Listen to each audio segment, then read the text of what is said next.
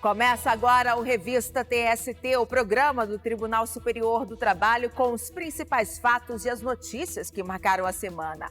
E em razão das restrições impostas pela Covid-19, o nosso programa continua sendo apresentado de casa. Veja agora o que preparamos para a edição de hoje. Ex-gerente da Avon não consegue anular decisão por falta de intimação para a sessão telepresencial. Empresa deve indenizar motorista por acidente provocado por outro empregado durante o expediente. Itaú Unibanco é condenado por pedir que a empregada usasse sensualidade para atrair clientes. E veja também a cerimônia de entrega do prêmio Cooperare, estratégias para evoluir.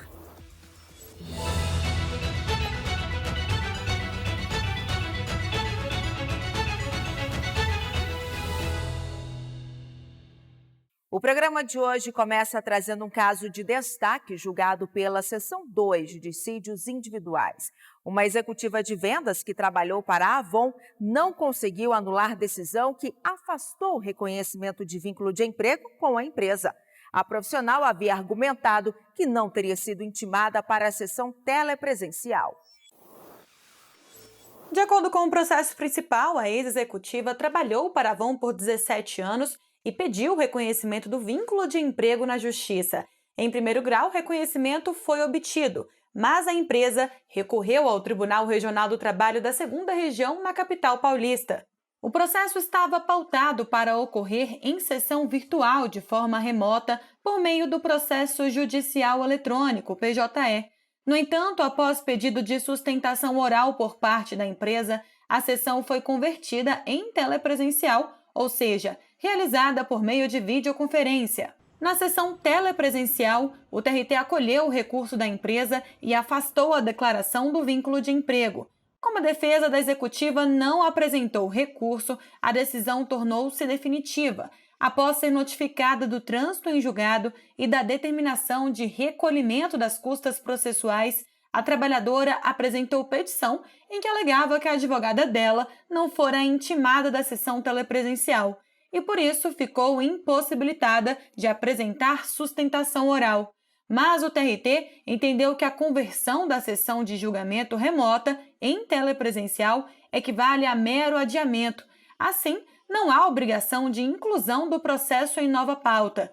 A ex-gerente então impetrou o mandado de segurança, que também foi rejeitado pelo TRT.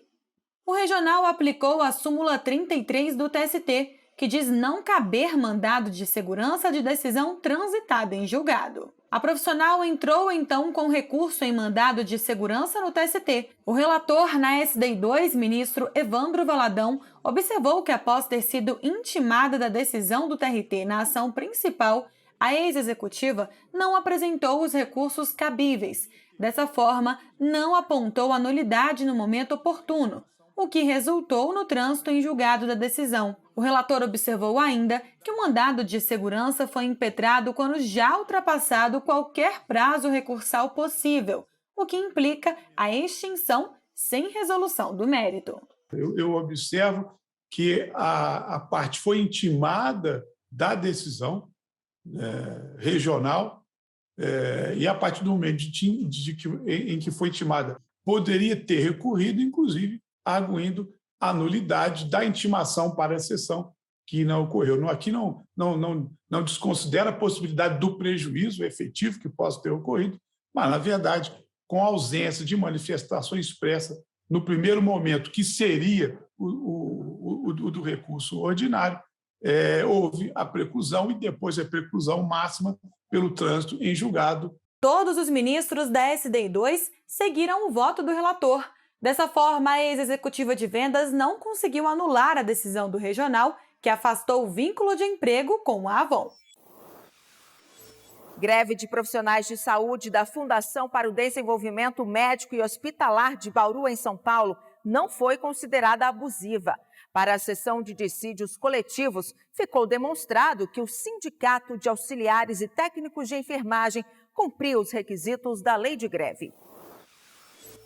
A greve ocorreu em março de 2017 Em abril, o Tribunal Regional do Trabalho da 15ª Região, em Campinas, São Paulo, deferiu tutela de urgência a pedido do próprio Sindicato de Auxiliares e Técnicos de Enfermagem e Estabelecimentos de Saúde de Bauru e região e determinou a manutenção de 50% dos trabalhadores nos hospitais da FAMESP. Dias depois, nova liminar requerida pela Fundação determinou a manutenção de 100% dos serviços prestados nos setores mais sensíveis. Ao analisar o dissídio coletivo, o TRT declarou a legalidade e a não abusividade do movimento paredista, determinando o pagamento integral aos trabalhadores pelos dias parados. Segundo o regional, a paralisação havia cumprido os requisitos previstos na lei de greve. A Fundação recorreu e o caso chegou ao Tribunal Superior do Trabalho. A relatora na sessão de dissídios coletivos, ministra Cátia Arruda, observou que não há comprovação de que a liminar que exigia manutenção de 100% dos serviços não teria sido cumprida. A relatora entendeu ainda que no caso ficou comprovado que o sindicato adotou medidas para manter os serviços e que não ficou demonstrado prejuízo em decorrência da paralisação. A Fundação para o Desenvolvimento Médico e Hospitalar entrou com embargos de declaração que ainda não foram analisados. E depois do intervalo, os principais julgamentos das turmas do TST.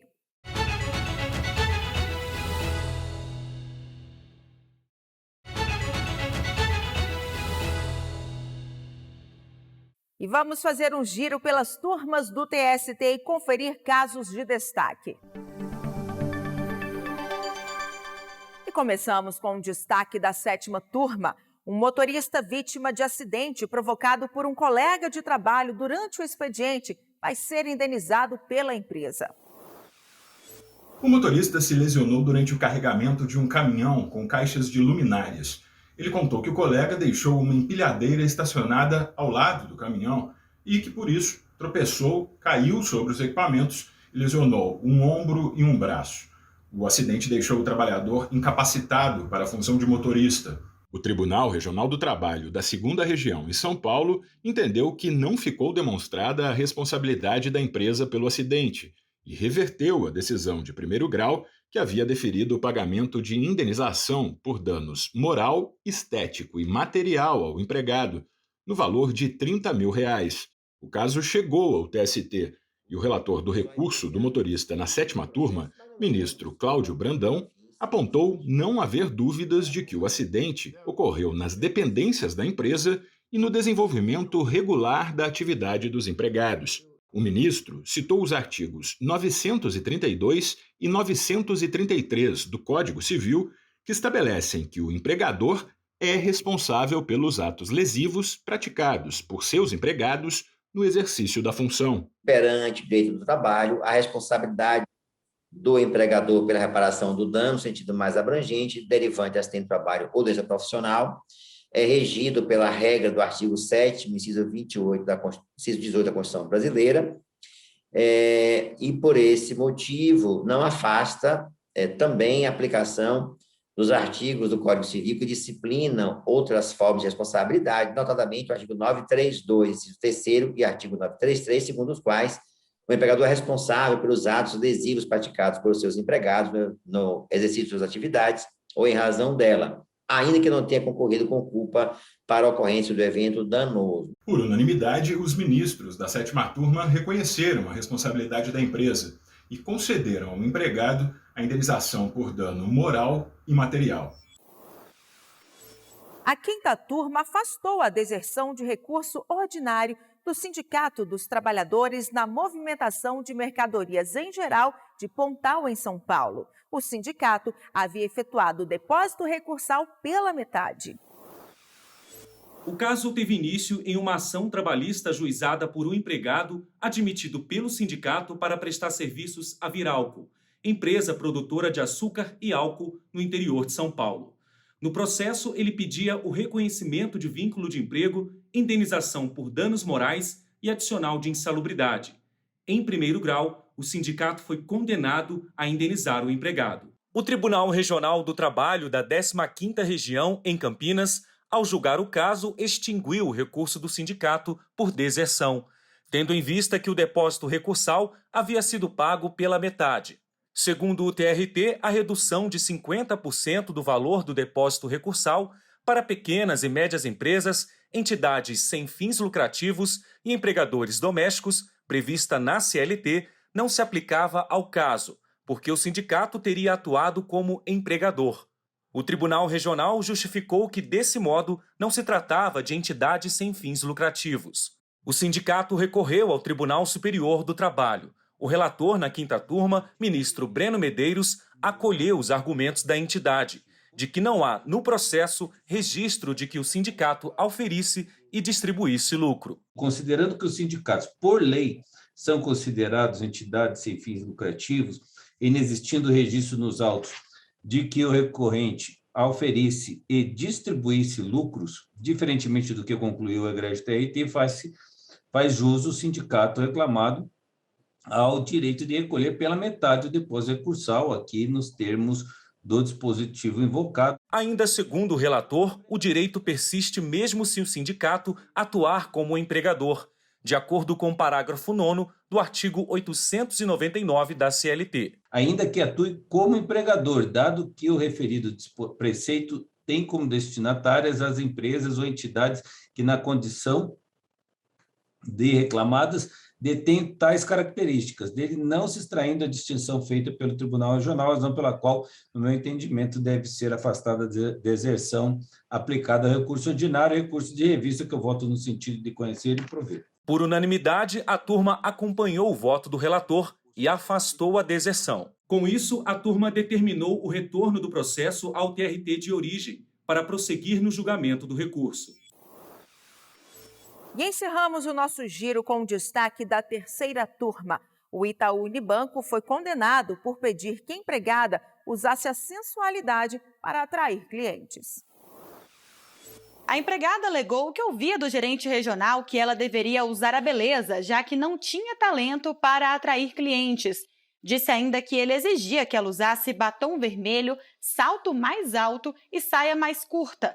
Na reclamação trabalhista, a profissional afirmou que desenvolveu depressão e enfrentou problemas familiares por causa do assédio e que, por isso, pediu demissão. Com base no depoimento de testemunhas, o Banco Itaú foi condenado em primeiro grau ao pagamento de R$500 mil à empregada por dano moral.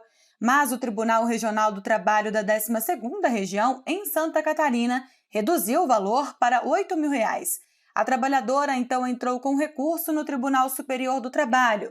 O relator na terceira turma, ministro Alberto Bresciani, explicou que a indenização por dano moral tem conteúdo de interesse público, uma vez que se origina no princípio da dignidade da pessoa humana.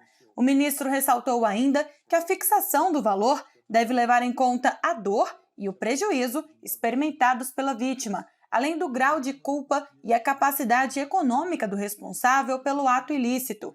Com base nesses parâmetros e nas particularidades do caso, que envolve a prática de assédio moral e sexual, o relator concluiu que o regional não foi razoável ao arbitrar o valor da condenação em R$8 mil. Em relação ao ilícito, está inferior ao que a nossa jurisprudência autoriza. O ministro Agra Belmonte acompanhou o relator. Ainda que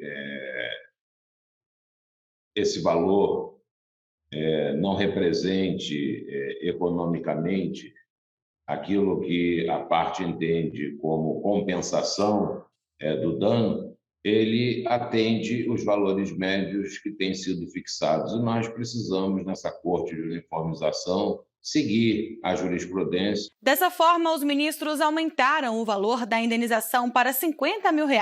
A decisão foi unânime. E no próximo bloco, a cerimônia de entrega do Prêmio Cooperare, estratégias para evoluir.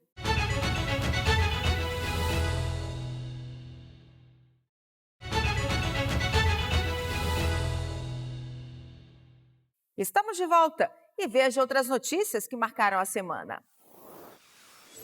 A presidente do Tribunal Superior do Trabalho, ministra Maria Cristina Peduzzi, recebeu a comenda da Ordem do Mérito Judiciário Militar no grau Gran Cruz, concedida pelo Superior Tribunal Militar. O vice-presidente do TST, ministro Vieira de Mello Filho, e o ministro Douglas Alencar também foram agraciados no grau Alta Distinção. Instituída em 1957, a Ordem do Mérito Judiciário Militar homenageia pessoas e instituições que prestaram apoio relevante aos trabalhos da Justiça Militar. E a presidente do TST, ministra Maria Cristina Peduzzi, também recebeu a medalha comemorativa do Mérito Judiciário, alusiva às celebrações dos 200 anos de criação do Tribunal da Relação de Pernambuco. A homenagem foi prestada pelo presidente do Tribunal de Justiça de Pernambuco, desembargador Fernando Cerqueira Norberto dos Santos.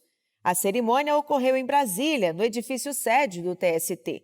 Também foram homenageados os ministros Aloísio Corrêa da Veiga, corregedor-geral da Justiça do Trabalho, e Ives Gandra Martins Filho, decano do tribunal.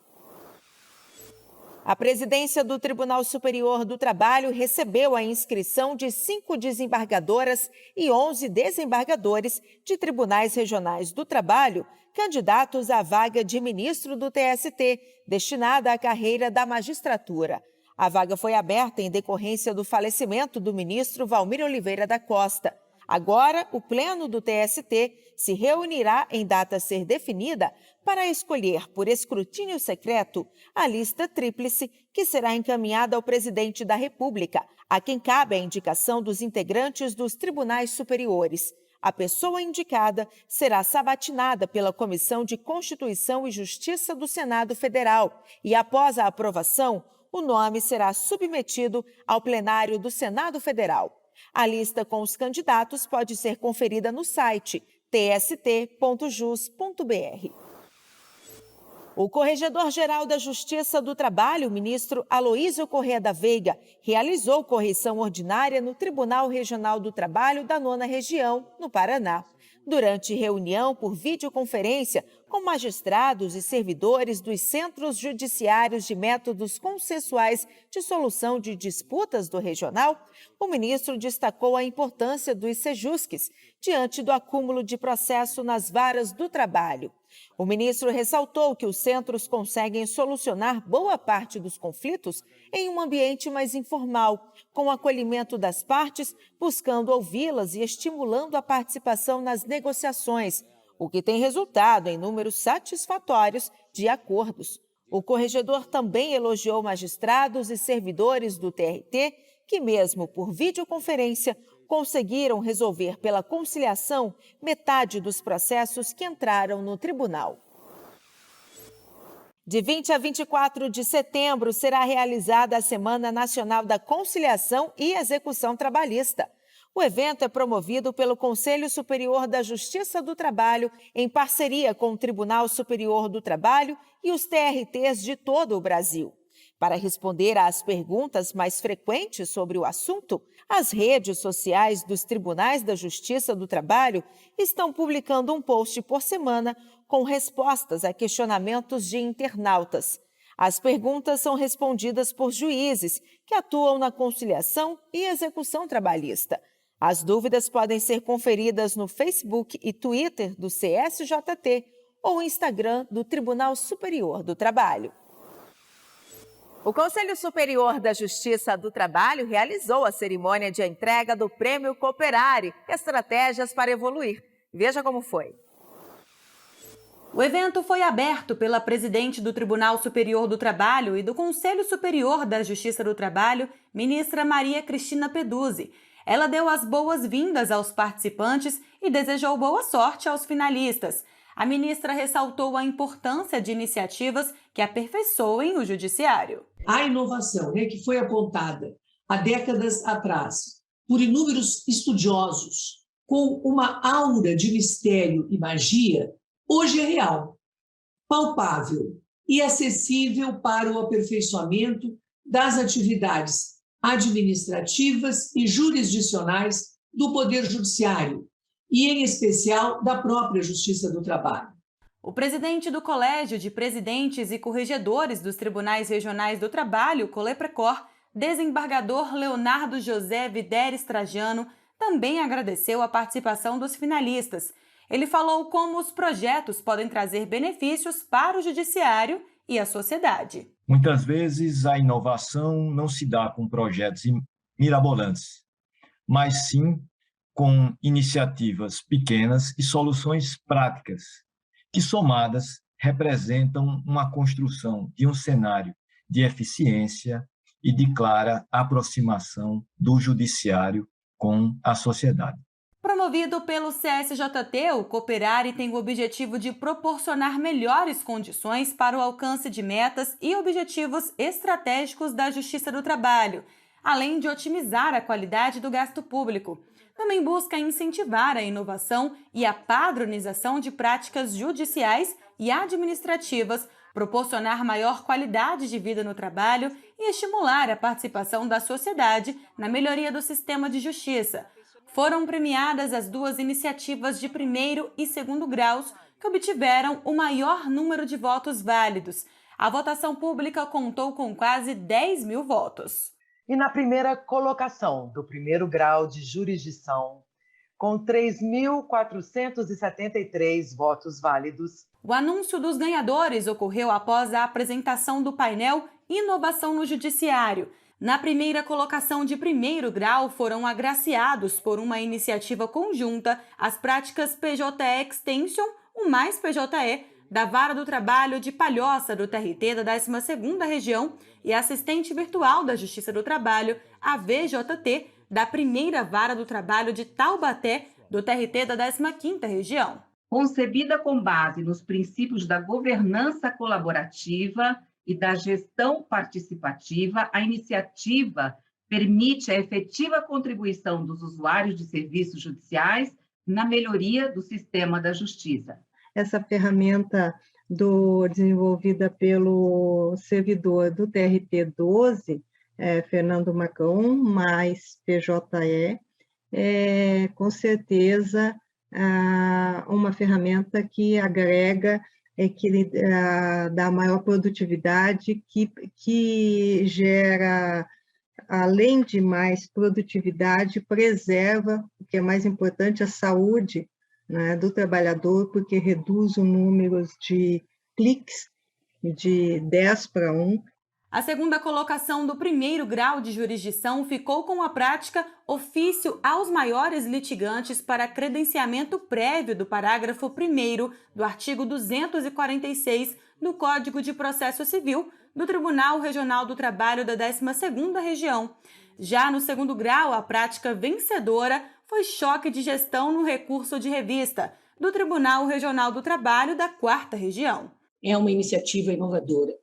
Eu fico muito feliz, é uma satisfação, uma alegria para o Tribunal Regional do Trabalho da 4ª Região receber essa premiação. Nós ficamos orgulhosos com esse reconhecimento.